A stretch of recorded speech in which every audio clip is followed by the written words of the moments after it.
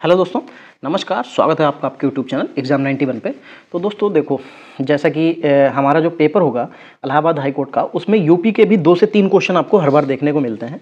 आज अभी क्योंकि कुछ आपको कल भी बताया गया था, कुछ ऐसी घटनाएं हो गई थी जिसकी वजह से हम लोग यहाँ पे अभी कुछ काम जो है हो नहीं पाए थे पूरी तरीके से।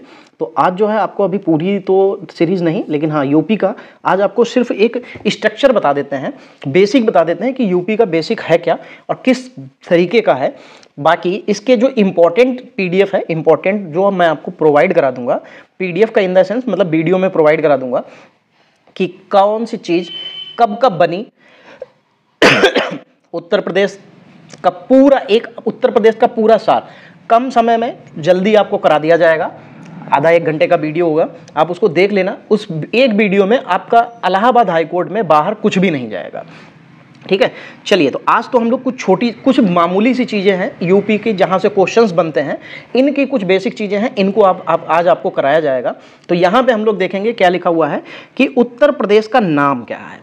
नाम तो आपको मतलब प्रदेश का नाम ये तो सबको पता है कि उत्तर प्रदेश है, राजधानी लखनऊ है, लेकिन ये पड़ा कब था? तो 1836 में इसे उत्तर पश्चिमी प्रांत के नाम से जानते थे। फिर 1877 में इसे उत्तर पश्चिमी प्रांत एवं अवध कहा गया। फिर 1902 में आगरा एवं अवध का संयुक्त प्रांत कहा गया। 1937 में केवल संयुक्त प्रांत कहा गया और फिर 24 जनवरी 1950 से इसको उत्तर प्रदेश कहा जाने लगा और तब से लेके आज तक हम लोग इसको उत्तर प्रदेश के नाम से जानते हैं। उत्तर प्रदेश की राजधानी तो 1836 में आगरा थी, 36 से फिर 1858 में बदल गई, तब उससे लेके 1858 से प्रयागराज रहे। फिर ये 58 से लेके 20 तक चली थी और इसको तब आंशिक घोषित किया गया था कि उत्तर प्रदेश की राजधानी 1920 से लखनऊ जो है वो आंशिक तौर पर होगी।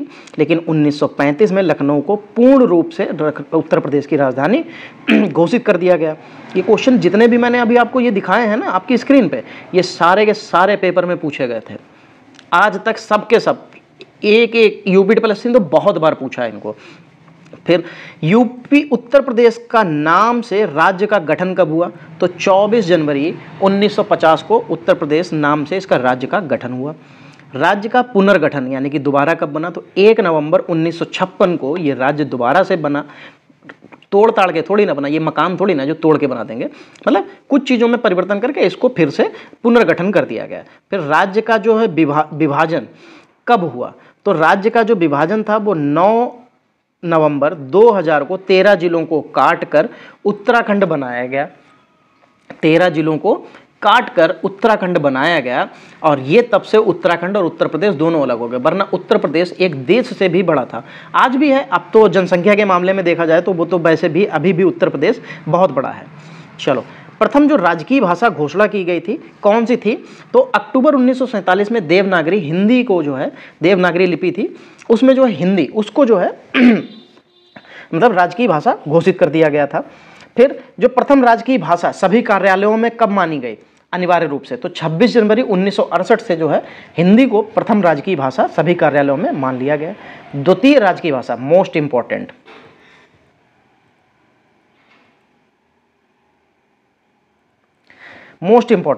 तो 1989 में जो है उर्दू को द्वितीय राजकीय भाषा घोषित किया गया। राजकीय भाषा का क्या मतलब होता है? जिसमें हमारे सारे कामकाज होते हैं। तो कुछ जगह ऐसी हैं जहां पे अगर हिंदी में कामकाज नहीं हो पा रहा तो वहां पे उर्दू में कामकाज को किया जाता है।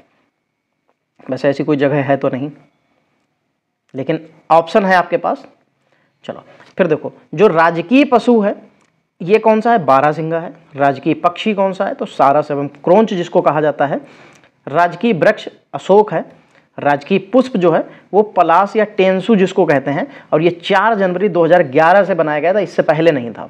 राजकीय खेल हॉकी है, ठीक है, ठीक है, ये तो राजकीय खेल। राष्ट्रीय खेल हमारा हॉकी कहा जाता है, वो हॉकी कोई भी राष्ट्रीय खेल इस तरीके का नहीं है।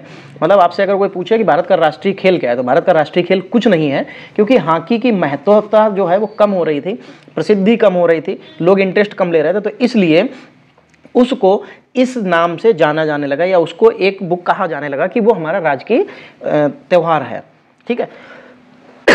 त्यौहार कहाँ से? राजकीय खेल, राष्ट्रीय खेल बन गया। फिर राजकीय चिन्ह, इसमें एक वृत्त में 2 मछलियां हैं, एक तीर है, धनुष है। ये जो है चिन्ह कब स्वीकृत किया गया था? तो 1938 में इसको स्वीकृत किया गया था। 1938 में ये स्वीकृत किया गया। अब आते हैं प्रदेश की जो शासनिक और प्रशासनिक संरचना है।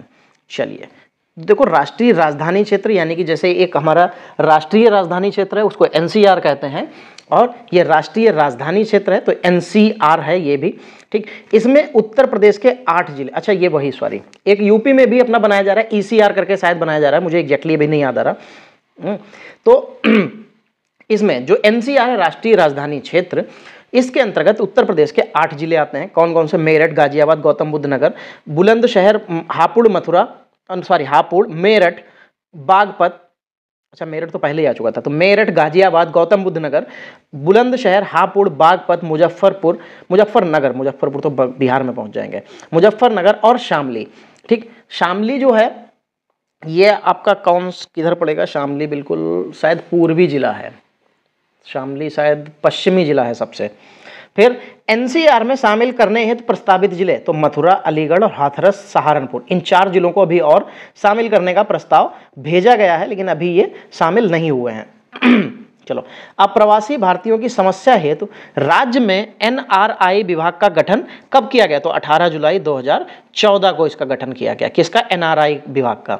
उत्तर प्रदेश में एनआरआई दिवस कब मनाया जाता है? तो जनवरी में प्रतिवर्ष मनाया जाता है, वो आपको पता है। उत्तर प्रदेश में पुलिस कमिश्नर दिवस का पुलिस कमिश्नर प्रणाली वाले जिले कौन कौन से हैं? तो लखनऊ, गौतम बुद्ध नगर, वाराणसी, कानपुर, गाजियाबाद, प्रयागराज व आगरा। जो प्रदेश में मतदाताओं की कुल संख्या है वो 15 करोड़ होगा, 15 करोड़ 2,84,005। ये जनवरी 2022 तक के बारे में बताया जा रहा है। इसके बाद में अभी जब इनकी गणना होगी दोबारा से तो फिर से आपको अपडेटेड मिल जाएगा। चलो, राज्य में विधानमंडल कैसी है? तो द्विसदनात्मक है, यानी कि यहाँ पे एक विधानसभा और विधान परिषद 2 तरीके की होती है। विधानसभा जो है वो खत्म हो सकती है, विधान परिषद कभी नहीं खत्म होती है। सेम वही वाला होता है लोकसभा और राज्यसभा वाला। ये क्वेश्चन उस दिन आया भी था, तो लोकसभा और राज्यसभा वाला सीन चलता है। राज्यसभा कभी खत्म नहीं होती है, लेकिन लोकसभा खत्म हो जाती है। राज्य विधानसभा का प्रथम गठन जुलाई 1937 में हुआ था। 1967 तक विधानसभा की जो कुल संख्या थी वो 431 थी। उत्तराखंड बनने के बाद जब नवंबर 2000 में उत्तराखंड उत्तर प्रदेश से अलग हो गया था, तो विधानसभा के जो सदस्य थे वो 431 से 425 रह गए थे। सर्वाधिक विधानसभा सीटों वाला अगर जिला की बात करेंगे तो प्रयागराज में 12 हैं, और सबसे कम तो श्रावस्ती, महोबा, चित्रकूट, इनमें 2-2 सीटें आपको देखने को मिलेंगी। ये लिख गया आपके सामने।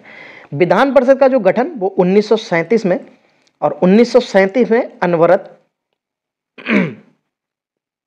फिर उत्तराखंड निर्माण से पहले नवंबर 2000 तक विधान परिषद सदस्यों की संख्या कुल कितनी थी? तो 108 थी। वर्तमान में विधान परिषद तो 108 कम हो गए हैं। उत्तर प्रदेश में लोकसभा सीटों की बात करेंगे तो 80, विधानसभा सीटों की बात करेंगे तो 31। अच्छा, यहाँ पे सिर्फ 80 दे रखा है, यानी कि लोकसभा सीटें दे रखी। चलो कोई नहीं। उत्तर प्रदेश में SC व ST पर आरक्षित लोकसभा सीटों की जो संख्या है तो वो कितनी है? 17 है। मतदाताओं की संख्या की दृष्टि से सबसे बड़ा संसदीय क्षेत्र तो गाजियाबाद है। मतदाताओं की संख्या की दृष्टि से अगर सबसे बड़ा विधानसभा क्षेत्र देखेंगे तो साहिबाबाद, जो कि गाजियाबाद का हिस्सा है, वो पड़ेगा। अब तो ये लोग अपने आप को दिल्ली वाला कहते हैं, जो गाजियाबाद, साहिबाबाद और लोनी ओनी वाले लोग हैं, ये लोग अपने आप को दिल्ली का ही कहते हैं, बल्कि हैं ये यूपी में। प्रदेश में राज्यसभा की सीटें 31 अभी बताया था आपको। राज्य में योजनाबद्ध जो नगर हैं वो कौन से हैं? 3 हैं, ग्रेटर नोएडा और न्यू कानपुर सिटी जो है, ये योजनाबद्ध तरीके से बसाए गए हैं। ऐसा नहीं कि कहीं भी कुछ भी बना दिया जाए। जैसे चंडीगढ़ जो है वो योजनाबद्ध तरीके से बसाया हुआ एक शहर है, जो कि आप कभी चंडीगढ़ जाना, जो लोग गए होंगे उनको पता होगा, बहुत व्यवस्थित से। आप एक नक्शा ले लीजिए वहाँ पे, ठीक है, जो मिल जाता है दुकानों पे, वो नक्शा ले लीजिए, और आप उस नक्शे में जो भी चीज़ें, जो नक्शा जिनको देखना आता है, जिनको पढ़ना आता है, आप उस नक्शे पे जितने भी चलेंगे आपको एक एक इंच, एक एक चीज़ें वहाँ पे बिल्कुल वैसे ही देखने को मिलेंगी। चलिए, अगर उत्तर प्रदेश में टोटल विकास प्राधिकरण की बात करेंगे तो 28 हैं, विशेष क्षेत्र विकास प्राधिकरण तो 5 हैं, आर्थिक क्षेत्र जो है 4 हैं, संभाग यानी कि मंडलों की संख्या अब 18 हो गए। 18वां अलीगढ़, नहीं अब तो 19 हो जानी चाहिए। 18वां अलीगढ़ अप्रैल 2008 में सृजित हुआ था, उसके बाद से अभी तो नहीं, मंडल तो खैर 18 ही है, सॉरी मंडल नहीं, वो नगर निगम थे। अभी शाहजहांपुर सबसे लास्ट लेटेस्ट जो है नगर निगम, वो शाहजहांपुर बनाया गया था, मेरे दिमाग में वो चल रहा था। लेकिन अगर मंडलों की संख्या की बात करेंगे तो 18 मंडल ही हैं, और सबसे लास्ट मंडल जो है अलीगढ़ अप्रैल 2008 में बनाया गया है। तब से अभी तक कोई नया मंडल नहीं बनाया गया है। ठीक है, चलिए, तो एक ये बेसिक सा परिचय था यूपी के बारे में। यहां से आपको अगर फंस जाता है तो एक क्वेश्चन फंस जाएगा। ठीक है, ये बेसिक था, यहां से आपको एक क्वेश्चन देखने को मिल सकता है अगर पेपर में आता है, क्योंकि इतना, वरना अभी जो पीडीएफ बनाई गई है पूरी फुल लेंथ की, अभी वो बन नहीं पाई है शायद, इसलिए आज मुझे नहीं प्रोवाइड कराई गई। लेकिन अगर वो बन गई होती तो आज आपको 1 घंटे की क्लास मिलती पूरे यूपी की, जिसमें से आपको जो भी यूपी का क्वेश्चन, यूपी आपके इलाहाबाद हाईकोर्ट में आता, इससे बाहर आपका एक भी क्वेश्चन नहीं जाता। चलिए, तो आज की जो क्लास है वो हम लोग यहीं तक रखेंगे, मिलेंगे हम लोग अगली क्लास में। तब तक के लिए जय हिंद दोस्तों।